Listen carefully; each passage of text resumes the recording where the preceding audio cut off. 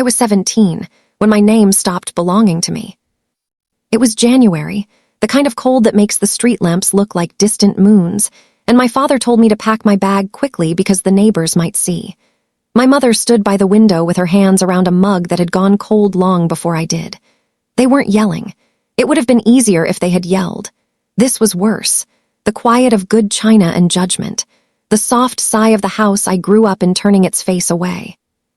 "Before dinner," my father said, his jaw working like he was chewing on a verdict. "We won't have disgrace under this roof, Mara." Under this roof. As if a roof could be a cathedral that spit out the unfaithful. I didn't cry yet. I put my sketchbook in my duffel and a sweater that smelled like cinnamon rolls from the bakery where I wiped tables on Saturdays, and one photograph of the three of us at the county fair last summer, when my ponytail looked like it had caught the sun and my mother's eyes hadn't yet learned to look through me. On the hallway table was the junk bowl. It held paper clips and dead batteries and a tangle of keys that no one remembered. I reached into it the way a pilgrim dips a hand into a font and came up with a small brass key whose teeth were worn smooth. I slid it into my pocket, not because it opened anything, because I needed proof that once I had belonged to a door. I zipped the bag. My father nodded like a manager dismissing an intern who hadn't met expectations. My mother lifted the mug to her mouth and swallowed nothing. She did not reach for me. She did not ask where I would go. Door, breath, dark, 3 beats, a metronome I would hear for years. Outside, my breath turned to ghosts. It was quiet enough to hear snow rearrange itself on the hedges. At the end of the block, the bus wheezed, its lights a kind of mercy. As it pulled away, I looked back on reflex, and that was when I saw her, my mother, upstairs, backlit by the room where she kept her perfumes. She put a hand on the glass. The window did not open. Neither did she. Aunt Ruth's house was 3 bus transfers and a long walk from the last stop. I remember the smell of eucalyptus in her hallway and a lamp that glowed yellow even at noon, like a lighthouse had come inland and decided to retire in our town. Ruth had the sort of face that made you think of wheat fields in late summer, lined, generous, sun-sincere. She did not say, "What happened?" she said. "Come in, you're freezing." She fed me bread with butter that tasted like the sun had survived in it, and she listened with her hands around a chipped cup the color of old clouds while I let the words come out in pieces. I did not tell her his name. I did not tell her about the night by the river or the way the stars looked like witnesses who had taken a bribe and walked away. I told her enough to make it real. When the kettle hissed again, Ruth nodded toward the second bedroom, the one with the quilt she had stitched out of blue shirts and summer dresses, and said, "You can breathe. We'll think in the morning." She said, and the floor of me stopped shaking. The morning smelled like oranges and clean counters. Ruth wrote a list on an index card in a librarian's hand. Prenatal appointments, night classes, bakery shifts, the number of her friend Leela who drove a second-hand taxi and believed in complicated girls. "You'll be fine," Ruth said in a tone that did not allow for debate. "We will feed you, and you will feed your tomorrow." An envelope arrived 3 days later, not addressed, no handwriting. Inside, just cash, enough for a month of groceries and the copy for the clinic. A second envelope came the next month and the next. I pressed them to my face and smelled only paper, glue, the faint thready scent of guilt. Ruth refused to guess the sender. "Some seeds come from wind," she said, rinsing teacups. "Don't look too hard for the tree." At Baker's Row, flour got into my hair the way stories get into a family. You think you'll keep it neat, and then you don't. The ovens breathed like animals sleeping. Mr. Poley taught me sourdough the way my grandmother had once tried to teach me patience. "You feed the mother," he said, tapping the jar like a pulse point. "Every day.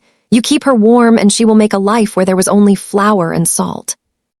I fed the mother. I fed myself. On lunch breaks, I drew logo ideas in the margins of my night school algebra notes. 2 stalks of wheat crossing like arms, a little sun inside the O of rise. When the stall fee went on sale at the Saturday market, I wrote a check with a hand that shook, and Ruth ironed a white tablecloth and told me she would bring a folding chair and patience. We called it second rise because that was what dough did if you knocked it down, my favorite physics. The line wrapped around the gazebo the second week. On the third, A woman with ink-stained fingers bought a cinnamon roll and asked if she could take a photo. "I write for the Courant," she said. "People like to know where to go when life tastes better again." The article ran on a Sunday. It made my cheeks hurt to read about myself in a column where I'd only ever found other people's beginnings. I took that paper to the cemetery where Ruth's husband slept under a stone that said he had liked cardinals and long walks, and I read it out loud because I wanted someone other than my bones to hear. That same week, the envelope stopped. Ruth squinted at the empty mailbox like it had told a fib. She didn't look surprised. She poured tea and said, "This is not a rug. We won't let anyone pull it from under us." "Do you know who?" I started. "I know you've got a market to bake for," she said, and that was the end of that. Elijah arrived in August, a storm held in a fist. I felt the thunder first, a deep split of pain low as roots. Ruth's keys were already in her hand when I called her name. She drove barefoot because she said shoes made pedals forget their job. I screamed exactly the way I had promised myself I would not scream. A nurse with an old-school bun told me to picture waves. I pictured roofs. I pictured doors. When the baby slid into the world, angry at the terms, the room filled with a noise like a hymn and an alarm had made a child. They put him on my chest, and I could feel the hours he had been making quietly in me, the architecture of a person, blood like a river, bones like beams. "Elijah," I whispered, as if names could nail a house to its foundation. Ruth cried in a way I had never seen knees shake. When we came home, she gave me a chain with a small brass key charm that caught the porch light like it had secrets. "You'll build a door they can't lock," she said. "I am not a prophet, but I like a good forecast." We did not drown. We treaded for a year, then we learned to swim. Sleep braided itself into little ropes of 2 hours, 3. Elijah learned to laugh the way bread learned to become bread. I bought a used mixer whose bowl felt like a planet I could push with flour and will. Mr. Poley retired, and I bought 2 of his racks for half of what they were worth, because he said a girl who fed the mother as if it were scripture would never shortchange him. The landlord at the market changed in year 3. The new one wore shirts that looked like he ironed them with a ruler. He doubled my fee. He included maintenance charges and a summer brand tax in a contract that looked like a yard sale of small deceit.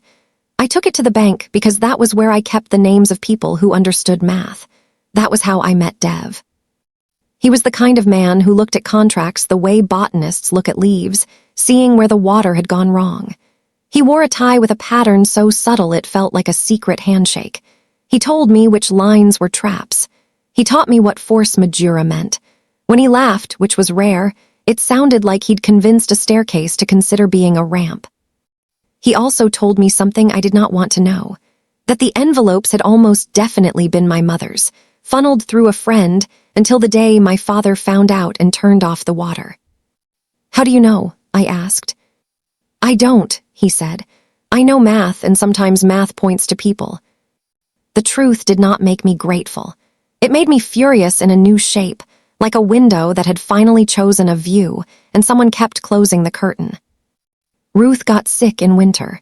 She sat down on the kitchen step with the trash bag still in her hands. The ER lights were too bright, the doctor too gentle. Congestive heart failure. The language of pipes and flooding again. On her last good day, she ate half a slice of toast and told me to stop saving the good cups for people I thought deserved them more than me. "Forgiveness is a door you open for yourself first," she said, drawing a shaky picture of a door on a napkin. "Sometimes other people walk through, sometimes you just sit in the quiet and the air gets better." When she died, the house seemed to exhale. I kept the yellow lamp on because darkness didn't need an invitation. Years are very good at pretending to be months.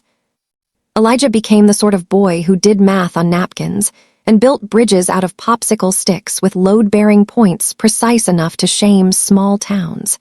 He tied his apron with a double, not even when he only stayed for an hour after school.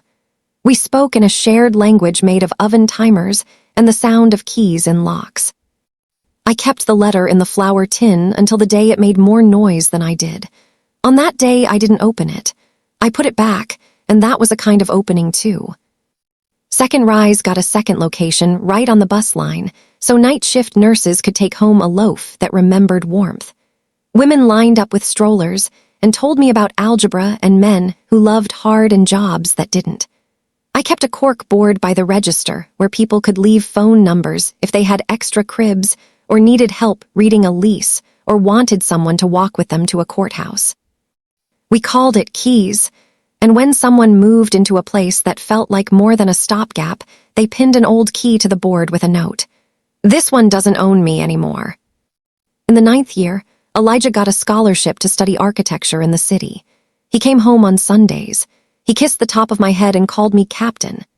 He drew plans on the back of order tickets for a building he wanted to make out of an old house that had forgotten how to care. He wrote Second Chance House in his neat print, and underneath that in smaller letters, bread below, bedrooms above, no one turned away for lack of a ring or a parent who can see past shame. The 10th winter, Dev sent me an email with no punctuation in the subject line because punctuation would have made it a different sort of news.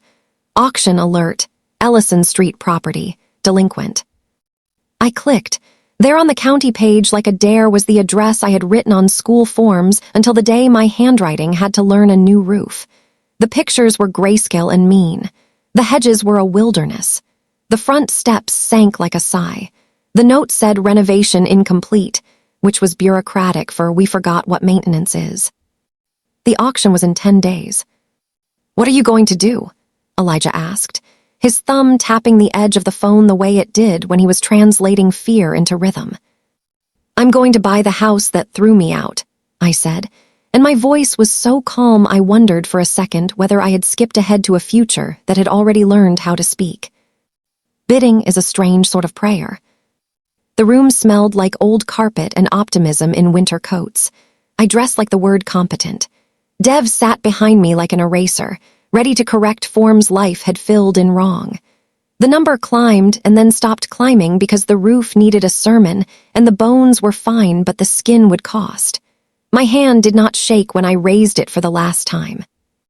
The auctioneer stamped the deed with a sound that reminded me of a gavel even though it wasn't one. The clerk spelled my name carefully on the line where possession becomes law. I signed with the same hand that had zipped a duffel next to the smell of cold dishwater and my mother's perfume. Dev shook my elbow, formal and precise. "Congratulations," he said, as if we had agreed there was no other word. Outside, the sky was the color of a tin can. I walked to the old house because victory is not real until your feet tell you so. The porch steps bode the way a person bows when they think the storm will be kinder if they make themselves small. I put my palm on the banister. The paint flaked like an old lie. Inside, the air had the sour sweetness of a place that used to know Sunday soups and now knew only pipes. The wallpaper peeled in corners where secrets gather. There were places where my mother's taste still fought the ruin. A cabinet door she had painted the color of sea glass, a bathroom mirror with lights like coins around it. I touched very little. I stood in the threshold of my old room and felt 17 in the worst possible ways. Then I remembered the brass key in my pocket, and I was 37 in the best possible ones. I served notice 2 days later, the way the law writes it: cordial, clinical, 60 days to vacate, resources listed for relocation, phone numbers for assistance, a note about storage, a list of calendars for legal aid. The paper felt thin for what it carried.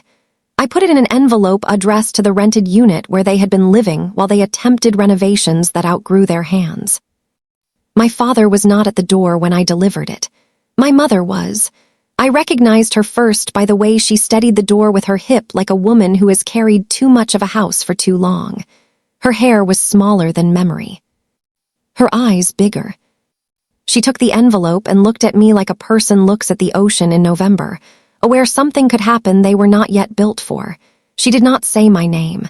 She said, "Is this yours?" "It is," I said. She swallowed. There are swallows that shake walls. "Are we?" She stopped. Her mouth went white around her words. She made a new sentence. "Can I offer you tea?" I thought of the night I left and how a mug had been an alibi for an action not taken. "Yes," I said, "and then I have to go." Her kitchen smelled like lemon oil and worry. She poured tea into 2 cups that did not match. On the table was a bill with red ink like lipstick where it didn't belong. I sat. She didn't. I wrote you, she said finally. I know, I said. Did you? She blinked. Did you read them? Not then, I said. Now I have. A noise in the next room, low and wandering, like someone misplacing their own breath, and then my father came to the doorway with a newspaper from a year that wasn't this one and a sweater that had eaten 3 of his ribs. He looked at me and then at the corner of the room where the lamp's shadow pretended to be a person. He smiled gently at it. You're home, he said to the shadow. Then he laughed as if the shadow had told a joke. My mother's hands fluttered like birds too tired to migrate. We can talk later, I said, standing. I have contractors meeting me at... I checked my phone out of habit, a woman who could not be late to her own past. At 4. I don't have excuses, she said to the tea. I have explanations, I know what they're worth. 60 days, I said. I'll send a list of options, I'll pay for the move. Why? It came out like a cough. Because I don't live here anymore, I said, and I won't again. Elijah arrived with a roll of plans taller than sense. He laid them across the dining table we had dragged into the old living room and smoothed them like sheets. Second chance house, he said, somehow shy about something he had made out of boldness. Bakery below, 4 small rooms above, shared kitchen, legal help on Wednesdays, laundry vouchers stapled to dignity. We make the oven the heart so it warms the whole. He had drawn the banister straighter than it was and the windows wider than memory. He had blocked off the old study with a rectangle labeled resource room. He had put the bathroom where Father used to keep his suits and all the mirrors where the light would find them in the morning and tell the truth gently. We did not move carefully, which is to say we moved as if we knew how to apologize to the boards when we dropped things. The carpet was a swamp. We cut it out of the floor's hair. The wallpaper came off like the room was shedding a name. We saved the sea glass cabinet door because my mother had chosen it once and choice matters. I set Aunt Ruth's yellow lamp in the front window. At night it looked like the house had finally decided which side it was on. On Wednesday, a reporter from the local station asked if she could film the resurrection. I told her she could film a renovation and a dedicated social worker, and that the resurrection would belong to the girls. She asked for the story, and I said the story was that no one should sleep in a car because her parents loved the opinion of a Wednesday night prayer circle more than they loved her. Is that a quote? She asked. Make it one, I said. I did not plan for my mother to appear, but houses tell stories to people who used to live in them, and on Friday she came to the construction fence with a paper bag like she was returning a casserole dish from a funeral. She stood there for a long time while I pretended to make measurements with my own hands. When she finally spoke, her voice had to clear a path through February. Is this the kitchen? She asked, pointing to a pile of cabinet doors strapped together with a belt like luggage that had lost its city. It will be, I said. Oven there, proofing drawers there, a shelf for cups that don't match. She nodded. She looked up at the landing as if she'd left a thought there 20 years ago and wanted to see if it had made a life. Your father is worse at night, she said to the railing. I'm sorry, I said, and that was true and that was all. She blinked at me. I handed her a paper cup with tea. She took it like you take a live bird into your hands and hope you don't crush it. 60 days, she said, and I could hear the numbers moving across her face. We'll try. You will, I said. I'll make sure. Opening day arrived wearing a sky like laundry. We hung a new sign. Second chance house in lettering Elijah cut himself with a laser and an old soul. The smell of bread turned the line into a congregation. A girl with a stroller that had seen 3 car trunks cried quietly while I showed her the upstairs room where the radiator clicked like a patient metronome. Volunteers sorted donated pots under a banner that said keys returned, and each hook looked like a throat that could sing. I spoke without the trembling I had rehearsed, because I had decided days earlier that I would not try to be a version of myself that my father would have considered palatable. I told the group that ovens could turn water and flour into something that made even bad days feel less like a verdict. I told them that people who had been thrown away were notorious for growing gardens from cracks. I told them Aunt Ruth's line about forgiveness like a door you open for yourself, and how sometimes the air in the room changes, even if the person you're holding the door for never walks through. Elijah unveiled the memory wall he had built out of pallet boards and mercy. On it were 3 frames, Aunt Ruth holding a pie with a burn mark right down the middle and a smile that made the burn look like a joke. A blank space labeled for the woman who watched the window but never opened the door, and a picture of me and Elijah on a Sunday morning in the other store, our hands flower white, and the light doing that thing where it forgives you for not being a painting. My mother sat in the 3rd row. She wore a coat that had once been expensive and a scarf that had been repaired where a snag had tried to become a tear. She cried the way people cry when they think they are far enough back not to make a scene.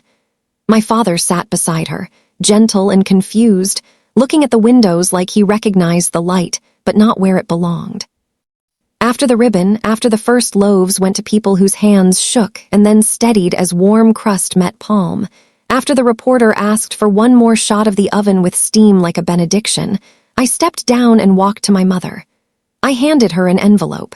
It was light. She didn't open it. "We found a decent ground-floor apartment on Birch," I said, businesslike because business is how you build floors that don't collapse under the weight of feelings. 3 months, rent paid. A mover will meet you 2 weeks from Monday. I'll cover storage for anything that doesn't fit. Not here, I added, nodding at the hall that used to be a thoroughfare for judgment. Not in this house. This house is for people who didn't get what I got but still needed what I needed. She looked at the blank frame on the wall. "You left a space for me," she said, her voice breaking on me and turning it into 2 syllables. "I left a space for the truth," I said. "If you want to stand in front of it, that's up to you." My father smiled at the lamp. "You're home," he told it again, and then he laughed the way he had when I was 6 and spelled cinnamon right on the first try. As the crowd thinned and the first upstairs resident hung a key on the board, her hand shaking with triumph like the ground under a parade, I thought about the title the reporter had pitched me, Daughter Returns, Parents Evicted. It was tidy. It made for clicks. It missed the point. I did render my parents homeless, from a house that had been an altar to appearances and a weapon against me. I did it with a stamp and a notice and a line item for moving expenses because revenge that requires blood isn't justice. It's religion for people who like fire. I chose a different creed. Boundaries with teeth, mercy with a backbone, vengeance that cooks instead of burns. The night fell the way a curtain falls when a play is good and the audience knows it. I locked the door with a key that had learned my name. I walked to the key's returned board and hung the small brass key I had stolen from a bowl the night my world was told to take a bus. I wrote on its tag in a steady hand, the one they couldn't take. I turned off the overheads but left the yellow lamp on so the girls who walked by after late shifts could see that the house was awake and friendly. In the glass, I caught my reflection, and for a half-second, the 17-year-old me stood there too, hollowed and hungry, and holding a duffel, waiting for me to tell her if we made it. "We did," I whispered. Outside, winter was still winter, but the bread rose, and the rooms were warm, and the doors, God, the doors, finally learned how to stay open. 2 weeks later, I saw my parents on Birch, moving boxes from a van with a carefulness that looked like apology. My mother saw me and lifted a hand. I lifted mine back. We did not speak. She carried a lamp into a room that would not be the room where she watched me leave. Later that night, a girl came in with a scraped knuckle and a baby who had decided lungs were a sport. "I don't have the deposit," she said, chin up like a sword.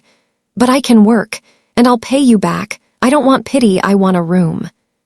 "You'll get both," I said. "The first on paper, the second in bread." When she went upstairs, she kissed the key before she put it in her pocket. We cleaned the oven together, Elijah and I, and when the last crumb was gone and the steel shone like a hard-earned moon, I turned the lamp a little so it lit the hallway better, and I unlocked the front door and cracked it just enough for the night air to prove it could be kind. "They tossed me into winter," I said to the empty counter, to the women upstairs, to the girl I had been and the one I would not have to be again. "I came back making spring." And because I could, because the law said it belonged to me and the past could only haunt a place it owned, I stood at the threshold of my childhood and didn't cross it. I stood in the bakery I had built inside its bones, and I knew the difference between a house and a home and a fortress and a hearth. I chose the one with heat. The keys on the board tinkled when the door breathed, a small sound, the sound of everything that mattered still deciding to live.